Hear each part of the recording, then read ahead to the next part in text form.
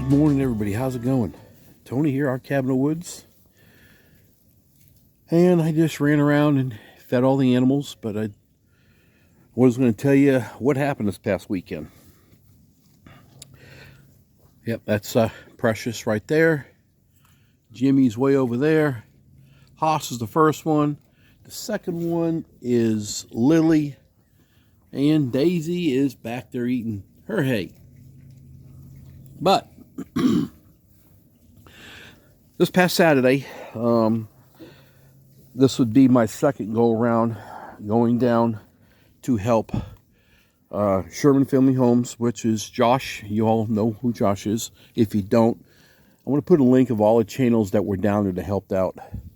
We had a pretty decent little gathering, and I don't know if you all know, but back, it's been a few months ago when here in Oklahoma we got hit with a pretty big tornado in Sulphur, and that same night Josh lives in Davis, and their place, he lives up on a hill, you would say, in a way, and he has a nice running creek that's behind him.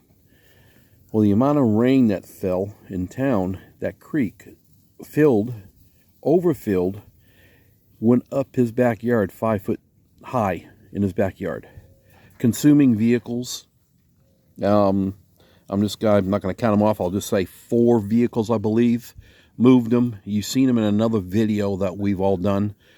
That all happening. Well, this was round 2. I went down again with my tractor. Simply Jan came down from Missouri. She drove down to my house. She spent the night, Friday night. We left early Saturday morning. We started work down there, I would say around 9 o'clock. And who else showed? Let's Trade Paint. And Rebel at Heart, Shawn and Kelly. They both were there. And then also Amy, Later Mountain Homestead, Chris, her husband, and then you had Chris's mom. They brought their grandbaby, Marissa, plus one. She had to work. She just started a job, so she couldn't come. And then there was the sister, Grumpy. She was there, and she basically took care of the baby, along with Mom, and Josh, and we went out back and did some clearing. I absolutely did not do any recording at all. I know I'm going to take heat from several people. Why didn't you record? Guys, I wasn't down there for the recording. I'm there for him. And the big thing is, to me, is I didn't have time. I was on this tractor from, I'm just going to say 9 to 5. We did have a lunch. Piglets are doing great. Really good. They're 6 weeks old yesterday. They've been eating. They've been getting off their mama. It doesn't look like it right now, but they do more eating out of here now. Hey, baby. And Sophie's doing excellent. In 2 weeks, guys, if you guys want some piglets, there is one male is already spoken for. I believe one female spoken for. There is going to be 2 males and the rest females. Okay, back to the story. Yeah, I did bring my tripod. I did bring my hand holder to hold the camera. And when we started, I just plain made a decision I can't even afford a minute because there's so much to do. I was the only one with the tractor, and there was a lot of hauling going to be done. Pigs. Today's supposed to be 100 degrees, so today my goal is to definitely keep this mud hole full of water for them. The piglets do jump in the mud hole now, which is fantastic. They almost don't even run. There's a couple will sit there, stay in the water. They finally stay still and enjoy it. So anyway, yeah, I didn't video nothing. Now, there was I think 3 other cameras running. sitting there all the time. And which was, you know, I mean, if you want to see what really happened, you're going to have to go watch Let's Trade Paint, Kelly and Shawn's video when they put one out. Let's go down and see Sig for a minute. Give him some water. Amy, Leonard's Mountain Homestead, Jan, probably Josh, and to see what had happened. You know, the first thing we went in to retrieve was the doghouse, and that is a massive doghouse. Let me give him some water too. And we were able to use the forks. The videos you guys will see, we were able to haul it out. We got the bottom next, and we put it where he wanted it. And at the end of the day, we did reinstall the doghouse where it needed to be, and flipped it and pushed it where it needed to go, all that good stuff. Then we retrieved, there was a tote that was full, I think fertilizer, or I think it wasn't fertilizer, I think it was full of dirt. And I didn't know. I went in there to go pick up this tote, and my rear wheels off that, look at him, my rear wheels hop off the ground immediately, so I knew we were going to have a problem. But I was able to go ahead and stab the forks under the pallet. We hooked the chain to it, wrapped it around, and I backed that thing out all the way. Big job to get that out. Except I fed them all. He's doing fantastic, and he's starting to get his big hole. Sig. All right. We probably. Oh, did I turn the water off? No, I did not. Oh. I probably hauled out. I'm going to say not I. We. Now, nobody carried nothing out from the woods by hand. The only thing that was carried out was the red gate, which was probably 2 neighbors away and across the creek in another field. Somebody, I can't remember who carried that out. Probably Josh and maybe Shawn. Don't know. You'll see the video, I'm pretty sure. But everything was taken out on pallets. I think we retrieved, and I'm going to do a quick guess, between 20 to 25 pallets. Tires we retrieved, I would say we would go approaching 15 and 20 tires and rims. We found, and I'm saying we as a group, every time I say something, it's we as the group, not me, but they come out walking with a 5-gallon can of gas that was 2 properties away in a red tank. I'll keep walking as we go up front. You enjoying that, Precious? Huh? What about you, Hoss? How you doing, buddy? How are you doing, buddy? Huh? How are you? Precious, you wanting some love? Yeah. Hoss wants some love, too. Yeah. But anyway, okay. These guys are watered for now and fed. Oh, I need to bring that bucket. I brought them some little treats. Yeah. Anyway, all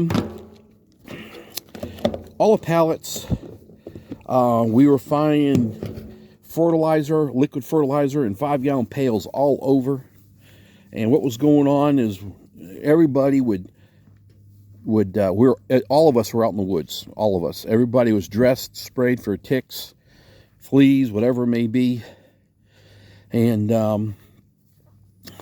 they were out there just scavenging, picking everything up. All the papers. When we went in, it was a total mess. We came out, it was like the woods. I mean, everybody did a fantastic job. At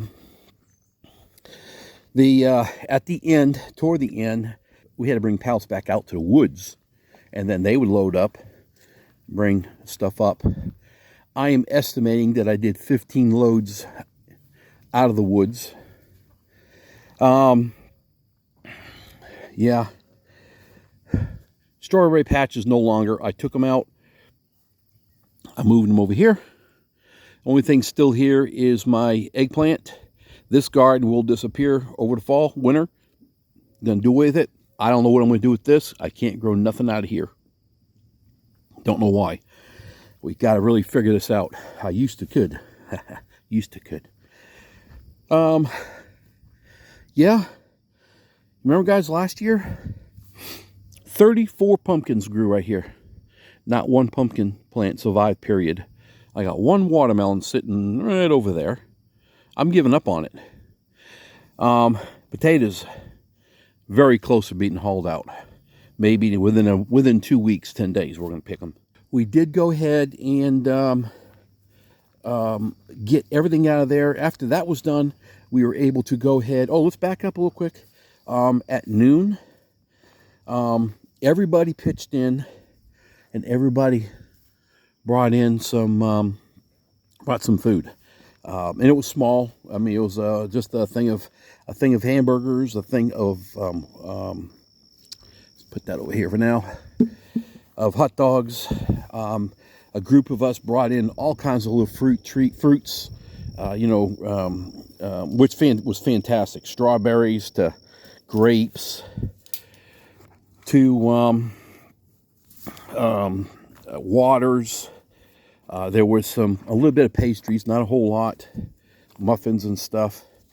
Of course, your stuff that goes with your hamburgers, whatever, onions and tomatoes.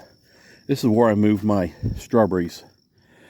I've come to realize that I can't, because the heat comes on so strong here, I can't really grow, for sure, Brussels sprouts. The tree always starts to go when I start to bud up the Brussels sprouts, and then the heat comes in and destroys the trees. So I yanked them out. Broccoli, I got in, I'm going to say 7 nice little heads, and I would go, it's hard to really explain, but picture that just a little bit more fuller, about that size. Broccoli is a chance we might be able to do it if I can get them in maybe a week or 2 earlier, but we always have that late freeze. So we'll probably plant more strawberries here come next year and make this a strawberry area. That I know I can grow. We're doing pretty good with them now. I did damage a couple of them by pulling them out, but hey, there's the runners. I got the plant in the ground right there. We did have food, and I think we took maybe, say, an hour, maybe 45 minutes to an hour off from doing everything to fuel up again. We did do that. We sat in the shade. I am guessing the temperatures, I didn't even pay attention, was somewhere, I'll just go as a 95 range. I may be off a couple degrees here and there, but we did take a break then, and then we were back after to finish out the day. We did retrieve that small chicken coop. We did retrieve the trampoline that was in the creek. That trampoline chicken coop probably took us at least a half an hour to 45 minutes to get it out. Green peppers are coming in pretty good. Nice plants all over. Jalapenos are coming in. They're all doing great. But, so yes, we were able to retrieve it. That's where the bed I had my onions in. And we're just letting it relax for a minute. And I think because I'm going to try to do something. Could not grow nothing over there at all. I'm going to use this bed, and I'm going to go ahead and I think I'm going to go ahead and throw cucumber seeds in here and try to do a fall thing of cucumber. And then over here, I'm going to do some zucchini plants. And over here for fall. But we were able to get them. We could not retrieve the chicken coop first because that trampoline had it pinned where it was at. The trampoline, from been sitting there for over a month, or a few months, had actually gone and got embedded into the ground. I had everything that I could do to get it out, drag it. I was lifting the rear wheels off the ground. We hooked up 2 chains, pulling it from different directions, and we're finally able to lift it a little bit, move it, lift it a little bit, move it. And at one point, we were able to drag out that chicken coop that was there and move that aside. It is damaged, but I know that they can repair that and make that work again. It's a small coop, but I know they can. Here's my peach saplings. I've got 2, 4, 6, 7 left out of the, I don't know what I got, 40 from Wendy at Hardneck Farms. She gave me, but I've been passing them out, and I believe that these are probably the ones I'm going to keep. I just transplanted them not long ago, and they're doing good. So we were able to get it. We're finally able, because we knew once we get the trampoline out of the creek in a flat area, I was like, I guess now we're going to tear it apart. And I said, maybe just cut it because it's no good. Sawzall. And then I think it was Chris said, hey, no, let's take this whole thing. There's a tree there, and just take me and push it into a tree and crunch it as one long assembly. And then we'll hook a chain and drag it out. And that's exactly what we did. We dragged it out. So that finished off the day. We pretty much, I'm going to say that if there's anything out there, it's going to be only like 1% or 2% of junk, which would be junk papers or, you know, plastic, something small or whatever it may be. So we did a perfect job retrieving everything. I tell you right now, we were full on board out there working hard. You know, we could have used a couple more hands, but because it would have been a lot easier on all of us. Beets are doing pretty good. They're ready to pull out. I need to get them out. They're doing good. These are the yellow or gold. Supposed to be a sweeter beet. They need to come out. Yeah, but that's just it. It was funny. I'm sitting on a tractor and I'm thinking we're kind of almost done. Yeah, we're looking at my terrible tomatoes. We'll get to that here in a minute. I was on a tractor and I'm looking, and I didn't realize that. I really actually thought we were probably almost done.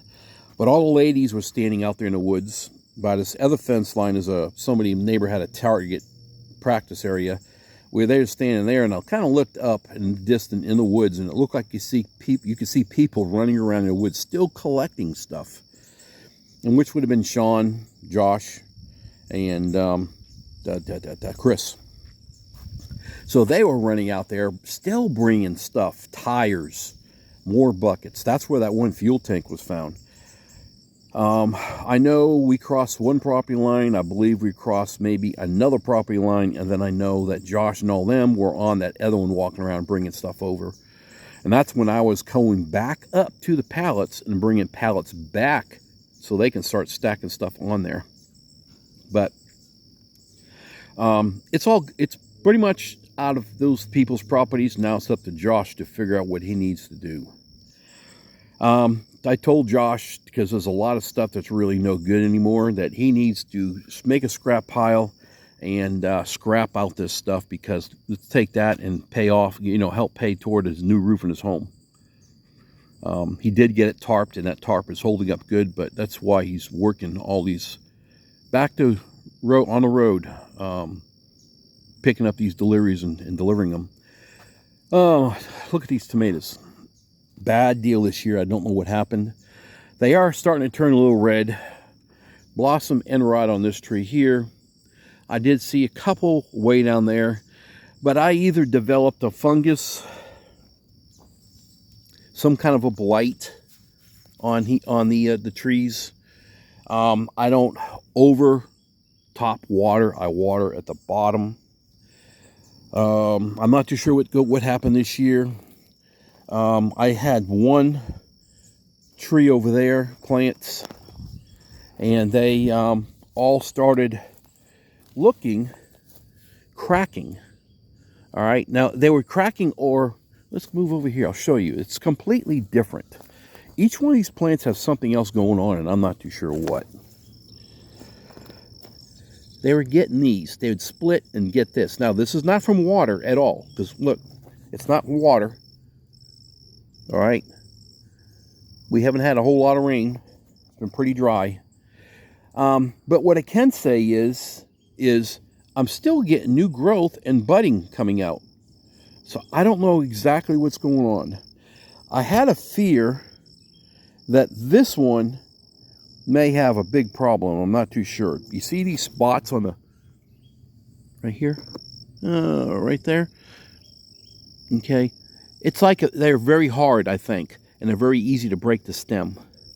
So what I did, I took a bunch of pictures and I kept the photos, and I clipped out all. That's why this tree looks bare. I clipped out all the branches that look terrible. You see how that is here? They all start to die out. So I clipped everything. Every plant's been clipped, and we're trying to salvage, get what we can get out of here. Looks like I broke that off. Oh well. But you can see almost every tree, we're getting new growth. So we're still growing.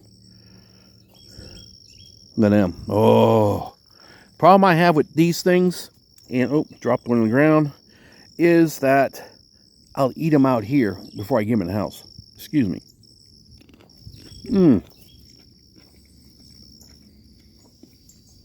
All right. God, that was good.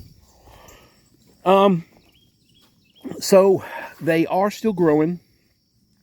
What I did do, blossom end rot, good possibility that you lack of calcium, and I get that.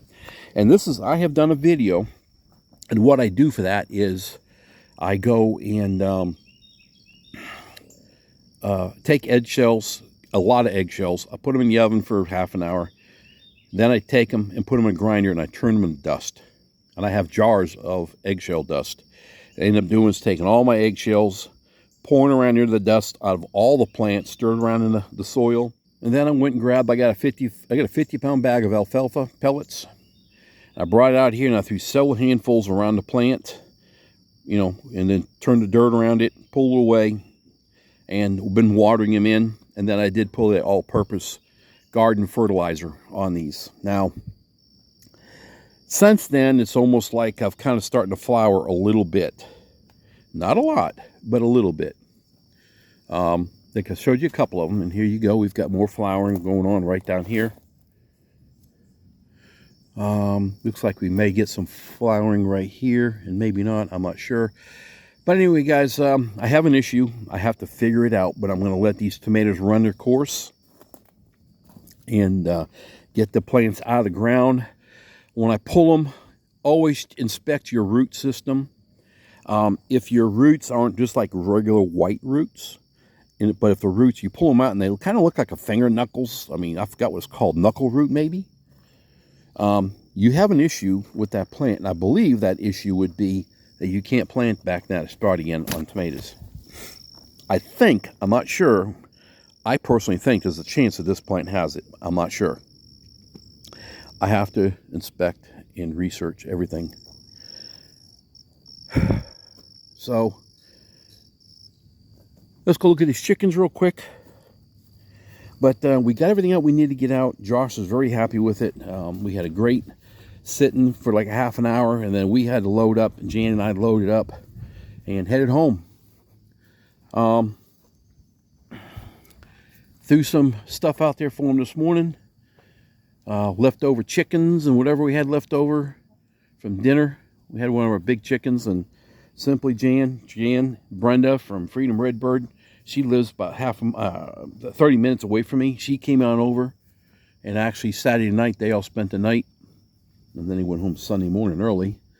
I don't know if you guys can see through there. Focus in a little bit. Third one over. I do have a broody hen sitting on 6 eggs. And she has been there for approximately almost... All right, Lucky. I'm on the horn here. For about almost 3 weeks. So, from what I've read, incubator, they say, at a perfect heat and all the time, you could be looking at... well, thank you. How you doing? That one, rooster, came from Jan's in Missouri. Hey guys, and that's the rooster when you were at the 10 killer, and you would hear yeah, you would hear him do that. And we were in the camper, and we heard somebody walk by, and who the H brings a rooster to a meetup? That's where Jan gave it to us. Anyway, they said in a perfect situation, I guess, I've never done it, I've been reading about it, 21 days in that area, chicks could happen. In the situation with a broody, it could take up to 30 days. So we're almost at that point right now of 21 days. So we just need to keep an eye on her. And if she does do it, then I'm going to go ahead and take her and those little chicks, and we'll move them out all the way out to where the I used to put the turkeys. Good morning. I'll show you something. Okay, this is Monday morning, okay? I haven't done nothing. I've been wiped out extremely. My tractor has not been unloaded yet since Saturday night. It's going to happen this morning. I mean, I'm just talking to tractor. Everything else is unloaded, but that thing worked great. Was it muddy down there?